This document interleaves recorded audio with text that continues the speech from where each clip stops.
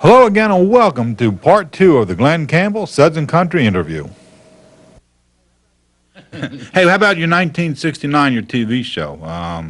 You replaced the Smothers Brothers, huh?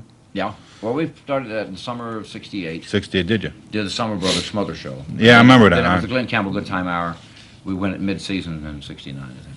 And how were your feelings about doing a TV show after being on stage with all your hits and everything and doing all that? It was great, you know. You didn't think twice about going out there and doing a TV show? No. I really liked it. You went for that one, huh? Yeah, I went for that one. Yeah. Who were some of your guests on there? Everybody. The first week was Eric Clapton and Cream and Kenny Rogers in the first edition. Yeah. We had Liberace on. Yeah. Man, you did a variety. Yeah, and all the groups, you know, like the Monkeys. Yeah. I'd played on the Monkeys record. I know you did. And they were on your show. Here they are on the show. And he said, "You're going to play with us tonight, Glenn?" I said, "No." No, I didn't know. I said, "Give me scale and I'll play them." There you go. Was your show a springboard for new talent, or did you basically use well-seasoned talent on it? I used to do like Linda Ronstadt. Yeah, I was just coming with that. I got that. And Neil Diamond. Yep. And Dolly.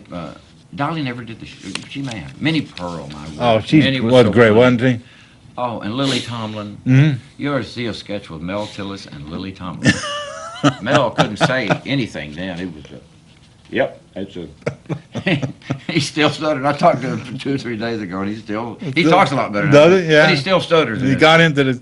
How about True Grit with John Wayne? He's everybody's hero. That'd be an honor. Beyond words. Beyond words. Beyond words. You did the theme song for that? Mm-hmm. Got to sing it on the Academy Awards. Wow. But I tell you, John Wayne, if he told you a hog weighed 5 pounds, you wrap it up. No kidding. Yeah, he was just incredible. And he'd tell me how to do, but I was that first. I'll never forget the first lines. You know, here I'm, and all I can think about, and they put me on this little horse, and I trained on a big horse, about the size of Duke's, and they put me on this Shetland-looking thing, you know, a little Mustang. Mm-hmm. And I'm riding along there, and I'm looking up at him anyway. And the first thing that came out, I understand you rode with General Kirby. Screaming for it. I couldn't even talk. Couldn't talk. Because I was looking up. Yeah. My voice. Oh, man. He said, what did he say? "You're not going to do this the whole damn picture, are you?" That's what he said to you, huh? And then he laughed. Yeah. We did. I had fun with John. A lot of fun, huh? Boy, he was something else. Yeah, he was one of a kind man, huh? Definitely one of a kind. That's why everybody loved him. Yeah. The way he was on that screen, it was exactly the way he was in person. Didn't change. He just walked right out of it. No kidding. Yeah. Walked right out of the character, and he was John Wayne. Yep. All lineman. That song, not necessarily my record of it, but is the majority of it, was the most played song of the millennium. I have that written down, so I read that already. That was hard for me to believe that, but it's a great song. I didn't even know they gave it. We went back to the Senate. Mm-hmm. It was in the Senate, and they were giving the awards for that. And, wow. And Jimmy won it for Wichita lineman. Where'd he get all his ideas from? Boy, he was coming out of Lawton, Oklahoma. He was driving back from Phoenix he lived in somewhere. He's in Oklahoma. And he saw this lineman out there. Oh, okay. And he just, Wichita Light and Power, yeah. He said, "I'm a lineman for the county. I drive the main road." I didn't know what a lineman was. I thought it was football player. Yeah, there you go. He seemed to be writing the right song for your type of vocal ability. Definitely. Definitely. We're cranking them hits out, man. Boy, howdy, I tell you. Galveston and Wichita lineman, et cetera, and et cetera, and et cetera, and et cetera. I didn't realize it, but the USS Galveston was a battleship. And the USS Wichita was a supply ship. Well, actually, the Galveston was a missile cruising carrier, that's what it was. The battleship, the ship was. And they would meet the Gulf of Tonkin. Get supplies. Right, sure. And I got letters from the guy. They said, "We were blasting Wichita linemen, and he's blasting Galveston." And he said, every one of the enemies knew where they were, probably. He said it's a wonder they hadn't got blown out of the sea. Lucky. Having Country Boy and Southern Nights in 1977 came along after Rhinestone Cowboy. They were big hits for you. Yeah. They were big hits. That Southern Nights was everywhere, man. That was record of the year, 75? 77.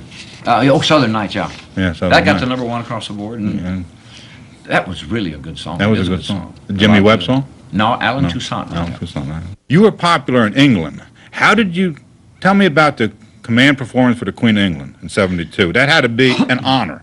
Oh, definitely. Beyond doubt. This was the Queen Mother. The Queen Mother. It was her bash. It was her gig. And I guess she liked Glen Campbell. Okay.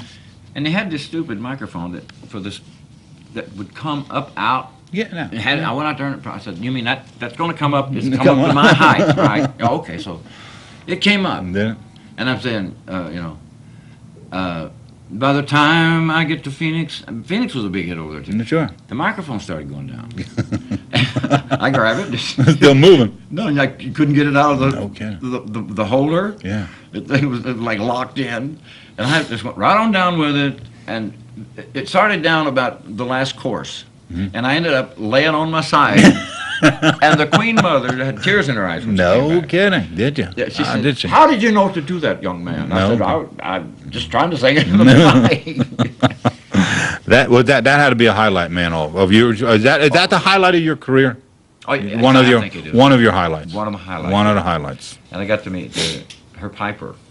Yeah. Her alarm clock was a bagpiper. But every time she got up at 7, he's outside her window playing Get out. Scotland the Brave on the Get out. bagpipes. Yeah. I said, that's a heck of an alarm. That had to be an honor to meet another bagpiper like that, Yeah, though.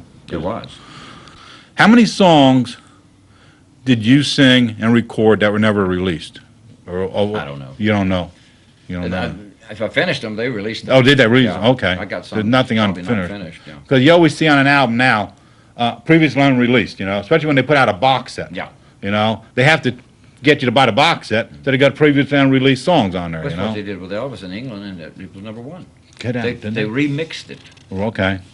Because everything is a box sets now. Yeah. Everything, that's the big word, box set, Let me ask you a question here. We're going to wrap up here in a couple of seconds. I'm thinking back 40 years ago in your career, because this is a question I asked a new artist of today, so it's not 40 years ago for them, but how did it feel to hear yourself on the radio for the very first time? Oh, it felt great.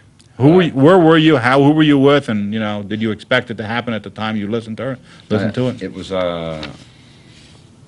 on a country station. It was Yeah. Gentle on My Mind. Young on my mind. Yeah. Sure. No, I Nope. never did hear. I never did hear "Turn Around, Look at Me" on the radio. That's so. But "Gentle on My Mind," boy. How did it feel to hear that for the first It felt time? great. Yeah. And it really did kick. Did it? I think for the instruments, Yeah. Doug Dillard was playing banjo. He was man. great. He was great. Dillards were great. James Burton was playing dobro. Great. You can't get better. That's right. You can't get better. Oh, man. All right, we're going to wrap up here. You have any goals left that you didn't unfulfill in your life? What do you want to do that you didn't do yet? You've done everything pretty much. I really don't have any. I No. like to go play golf. Yeah. Hang out, huh? Hang out. And There play you golf. go. That's what I want to do. That's what I'm going to retire and hang out and play golf. Now, probably fall and break my hand. No. Hey, all right. Advice for them young whippersnappers today. What do you got? You work at your trade. Work. That's Just what I hard tell my work. kids. Hard work. I got a 19-year-old, a 17-year-old, and I put Pro Tools in the house. I said, get in there and write. Work. You want to be a musician, and they really do. They're funny. They're good. They're good kids. Just everything is work. Achieve your goal. Yeah. I Yeah. think, I've been very blessed. Well, I knew I didn't get to raise the other family. But these I did. I put my foot down and did it just like Dad said. You don't sash your mother. You'll get, ain't no telling where you're liable to pick yourself up There from. you go. That's a good advice.